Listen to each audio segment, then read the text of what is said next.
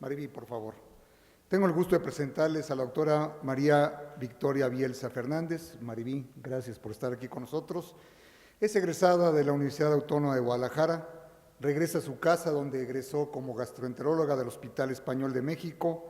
Es nuestra flamante vicepresidenta de la Asociación de Gastroenterología y ella radica en la ciudad de Guadalajara, donde ejerce la especialidad de gastroenterología. Nos va a presentar el tema en relación a los trabajos presentados en la Unión Europea de Gastroenterología en la Semana de Gastroenterología. Muchísimas gracias. Bueno, yo primero quiero agradecerles a todos ustedes, los que están ahí sentados, por aguantar hasta esta hora y venir a oír algo que quién sabe si sea lo mejor. Y en segundo lugar, por supuesto, a la mesa directiva, excluyéndome a mí, y a los organizadores de ECOS internacionales. Y bueno, le digo al doctor Santoyo que ya entendí la indirecta, ¿verdad? Me doy por enterada, y pues a lo mejor le quitamos el internacional, doctor. No, lo pensaremos, porque fue buena su ponencia. Lo mejor del Congreso Europeo de Gastroenterología o de la Semana Europea de Gastroenterología, pues bueno, yo digo que es lo mejor y probablemente aquí en gustos se rompen géneros, así que bueno, yo me permití hacer una larga búsqueda en todos los resúmenes y todo estaba tratado. Entonces cogí unos trabajos que van a tratar o van a versar sobre Helicobacter pylori, si hay alguna evidencia nueva sobre los factores ambientales o no, que con la terapia secuencial y que si hay nueva información o información relevante sobre su mecanismo de daño. Otro que me pareció a mí muy padre, un trabajo que me encantó, es qué hay con esto de que la colitis microscópica es o puede ser inducida por medicamentos. En fin, en cuanto a Helicobacter y los factores ambientales, hubo un trabajo en presentación oral presentado por un grupo de la Universidad de Erasmus en Rotterdam, Holanda, y le llamaron el cambio intergeneracional en la colonización de Helicobacter pylori en niños que viven en una población multiétnica occidental. ¿Qué hicieron estos investigadores? Estos decidieron que, bueno, partieron de la premisa de que la colonización por Helicobacter pylori ha ido disminuyendo en la población infantil occidental y ellos quisieron investigar si esta tendencia era igual en los niños cuyas madres no eran occidentales, pero ellos sí habían nacido ahí en Holanda. Hicieron un estudio prospectivo de una cohorte de Rotterdam y incluyeron solamente personas que pertenecían a 9 etnias no occidentales. Había asiáticos, latinoamericanos y algunos africanos ahí. Tomaron en cuenta el género, la etnia, el nivel educativo de la madre, el modo por el que habían sido paridos los niños, si habían sido lactados o no, si tenían o no tenían hermanos mayores, si habían ido a guardería y si habían estado expuestos acumulativamente a antibióticos en los últimos 2 años. Ellos lograron incluir a 3.185 madres y sus respectivos hijos y determinaron si tenían o no Helicobacter, obviamente, y si estos Helicobacter pylori eran CAG-A positivos o CAG-A negativos. ¿Se fijaron cómo hice un espacio? ¿Ok? Por ahí anda Moncho. Determinaron, y entonces encontraron que la tasa de colonización de Helicobacter pylori era 42% en la madre y tan solo el 10% en los hijos, lo cual es una P muy significativa, dando una disminución de prevalencia del 76%. Y esta disminución fue tanto para Helicobacter pylori CAG-A negativos como CAG-A positivos en los 9 grupos étnicos estudiados. Concluyen que la caída observada fue uniforme en todos los grupos étnicos y que esto puede ser importante o implica corrobora que sí es importante los factores ambientales en la transmisión de Helicobacter pylori en las ciudades modernas, independientemente del origen étnico de los pacientes. El segundo trabajo sobre terapia secuencial, ellos parten de que hay muchos esquemas terapéuticos y que estaba de moda, o qué pasa en realidad cuál es el verdadero papel de la terapia secuencial. Un grupo italiano de la Universidad de Bolonia, el trabajo lo presentó la doctora Giulia Fiorini en forma oral y le llamó la terapia secuencial alcanza altas tasas de erradicación en pacientes vírgenes a tratamiento que albergan cepas multiresistentes de Helicobacter pylori. Estos hicieron un estudio prospectivo de 4 años, incluyeron a los pacientes que habían sido sometidos a endoscopia, que resultaron positivos para Helicobacter pylori y esta positividad se comprobó por todas las pruebas habidas y por haber, por prueba de aliento, por prueba rápida de la ureasa, por histología, y se les hizo cultivo con antibiograma, e incluyeron solo aquellos pacientes que no habían recibido nunca tratamiento para Helicobacter pylori. Incluyeron hasta el momento de la presentación del trabajo, porque seguía en progreso, habían incluido 908 pacientes y de estos 908 pacientes ya tenían el seguimiento de 887. La confirmación del éxito de la terapia de erradicación se hizo solamente con prueba de urea en el aliento con carbono 13. Encontraron de los 800 y pico seguidos, 686 habían demostrado resistencia a uno de los antibióticos o inclusive a asociaciones de 2 antibióticos o hasta de 3 antibióticos. O sea, había pacientes, eran el 84 pacientes que tenían resistencia a claritro, a metro y a levofloxacina. Ya nos comentaba ayer, me parece que fue la plática del doctor Francisco Esquivel, que está aumentando la resistencia a quinolonas y claritro y metro sigue aumentando mucho su resistencia.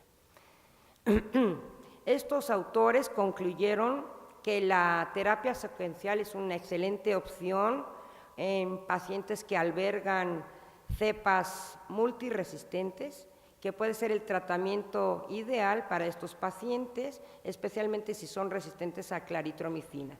Ya nos dijo ayer el doctor Esquivel que básicamente no va a haber un esquema universal para erradicar el Helicobacter pylori, que este esquema para tratar el Helicobacter pylori tendrá que basarse en las resistencias locales, no solamente nacionales, sino tendremos que empezar a hacer estudios de resistencia probablemente por estados.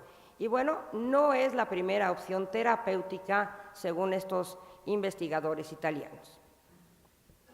En cuanto a la patogenia o el mecanismo por el cual hace daño el Helicobacter pylori, presentó el doctor Segal, que es de la Universidad de Medicina de Berlín y estuvo de alumno del doctor Amieva en la Escuela de Medicina Stanford. En conjunto presentaron un trabajo que se llama Helicobacter pylori coloniza las glándulas gástricas y altera la homeostasis de las células madres.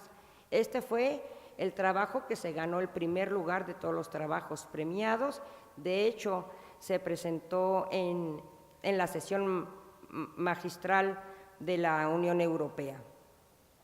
Estos autores, bueno, todos sabemos que el Helicobacter pylori es de los principales factores de riesgo para desarrollar enfermedad ulcerosa péptica y el cáncer gástrico, y que bueno, el Helicobacter se puede encontrar nadando ahí en el moco o en la mucosa gástrica, pero también lo podemos encontrar adherido a las células epiteliales. Y estas bacterias que están adheridas son las que pueden alterar tanto la señalización como el comportamiento de las células vía el antígeno citotóxico A. Y por eso hay Helicobacter pylori menos malo y Helicobacter más malo, según CAG-A o no CAG-A. Ellos usaron ratones LGR5, no sé si eso tenga importancia, infectados por el Helicobacter pylori, pero aquí lo padre de este estudio es que utilizaron una técnica de microscopía confocal tridimensional, lo cual les permitió localizar el Helicobacter pylori a lo largo y ancho de todo el epitelio gástrico. Ellos en esto están una magnificación de una glándula gástrica y están no solamente viendo hasta qué tan abajo llegan las bacterias, sino qué tan activas son las células. Esto verde representa el número de bacterias por célula y lo rojo el número de, el grado de actividad de las células infectadas. Y demostraron que estas glándulas o las células infectadas son glándulas súper proliferativas, son así medio promiscuas. Y bueno, esta profundidad de la invasión, aquí no sé si se alcanza a ver ahí, este pequeño puntín rojo es el Helicobacter pylori, y lo que ellos marcan en verde, me costó un trabajo y tuve ayuda importante para robarme estas fotos, porque es un robo, de la presentación. Pero ahí me ayudó alguien que es más hábil que yo. Entonces, bueno, lo rojito es el Helicobacter pylori y todo lo que ellos señalaron de verde es las células madre. Entonces, ellos pudieron, mediante hacer esta microscopía confocal y luego la histología simple, dijeron que mientras más células madres tengamos infectadas por el Helicobacter pylori, más cambios hiperplásicos y metaplásicos se reportan en la histología convencional. En conclusión, ellos dicen que el Helicobacter pylori interactúa y afecta las células madre del estómago, que esto podría tener implicaciones importantes en la patofisiología de las enfermedades gástricas, que las células madre no son compartimentos estériles, que lo han demostrado fehacientemente, y que bueno, que probablemente hacer estudios biogeográficos, le han llamado ellos, van a hacernos entender cómo el microbioma puede moldear el tejido gastrointestinal. Ellos ya lo dijeron gastrointestinal, aunque nada más hayan estudiado epitelio gástrico.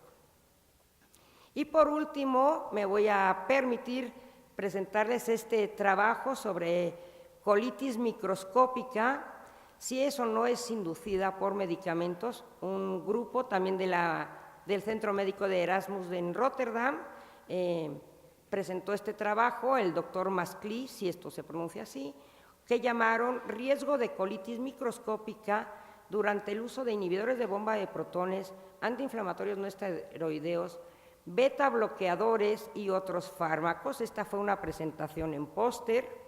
Y bueno, ellos hicieron un estudio de casos y controles anidado en una cohorte de Rotterdam durante 14 años.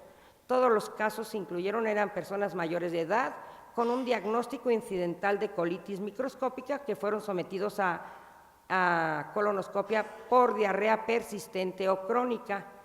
Y los controles fueron pacientes cuya colonoscopia fue negativa para colitis microscópica y o cáncer colorectal, y se separaron por sexo, edad y también por centro de atención primaria. Encontraron en estos 14 años 218 casos de colitis microscópica, de los cuales 92 fueron colitis colagenosa, 70 colitis linfocítica y 56 colitis inespecífica. Esta todavía no le han puesto un nombre, ya se lo inventarán en un futuro cercano. Y bueno, determinaron o hicieron historial del uso de medicamentos 1 y 2 años previos al inicio de los síntomas de la diarrea, que fue el origen de la colonoscopia y que llevó al diagnóstico de la colitis microscópica. Ellos encontraron que uno de los principales factores determinantes es el uso en presente de medicamentos tanto de inhibidores de bomba de protones como antiinflamatorios no esteroideos, pero también inhibidores de la recaptura de la serotonina, inhibidores selectivos, las dosis bajas de aspirina, los inhibidores de la enzima convertidora de la angiotensina y los beta bloqueadores aumentaron significativamente el riesgo de colitis microscópica comparando con aquellos pacientes que nunca habían usado estos medicamentos. La conclusión es que el riesgo de colitis microscópica aumenta 3 a 7 veces durante el uso de antiinflamatorios no esteroideos, inhibidores de bomba de protones, aspirina y beta bloqueadores contra los controles. De estos medicamentos, los más importantes fueron beta bloqueadores e inhibidores de bomba de protones. Incluyeron también las estatinas y dijeron que estatinas no tienen ninguna influencia y el que demos mayor dosis o por periodos más largos, mayores dosis de IBPs, AINES y ECAs o beta bloqueadores, no aumenta o no crece el riesgo. Y creo que con esto termino mi trabajo y agradezco mucho su participación, el placer de haberme escuchado y no hay más que decir, creo que ya me hice bolas, gracias.